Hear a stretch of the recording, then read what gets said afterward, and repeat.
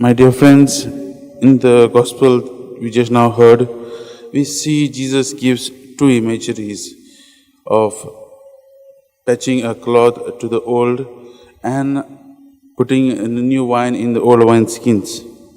And in a way, Jesus is proposing today to the people also that his ways, the ways of our Lord Jesus Christ, cannot be judged by the old traditional standards.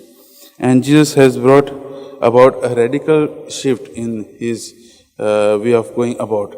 We see now Jesus has started his public ministry and he is going about, and something different he is doing. He is sitting with the sinners, he is sitting with the tax collectors, and now we see his disciples also, when it's time to fast, and for Jews to follow the law was very important, but Jesus comes here, he brings a new image to this fasting.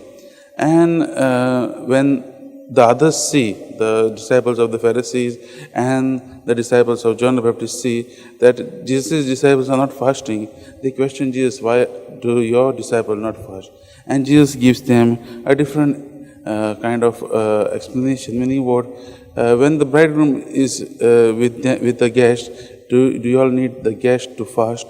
There will be a time when when the bridegroom will be taken away, and that is the time it will be for them to mourn and fast. My dear friends, Jesus is asking, or Jesus is telling us, we are also many times caught up with these rituals. We are see only the exterior part of it.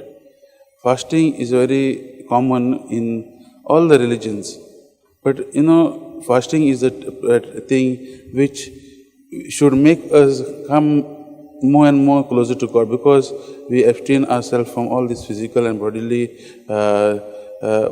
food, so that we make God present in our life. And that is what Jesus is telling us. He wants us to come and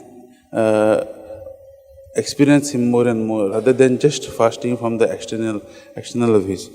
And if we don't follow this, sometimes when we fast, even in our lives, in our Christian life also, we have times to fast. We have a Lenten season. We have, many of us will fast on the first Friday of the month, or maybe for your penance, or just to make penance, all the Fridays of the month.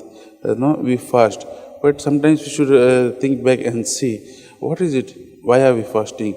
Is it because it's a Friday, or is it because the church has told us to do? No. It should be that we come more and more closer to God, we come more and more in intimacy with God. And that is what Jesus is calling each and every one of us.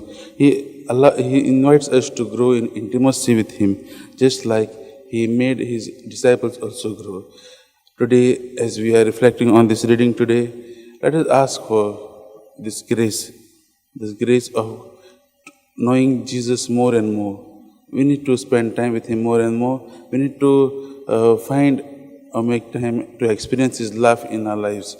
So let us, as we are reflecting on this reading, ask for the grace to be in more and more communion with our Lord Jesus, so that we experience His love and we take this love to all the people whom we come in contact with.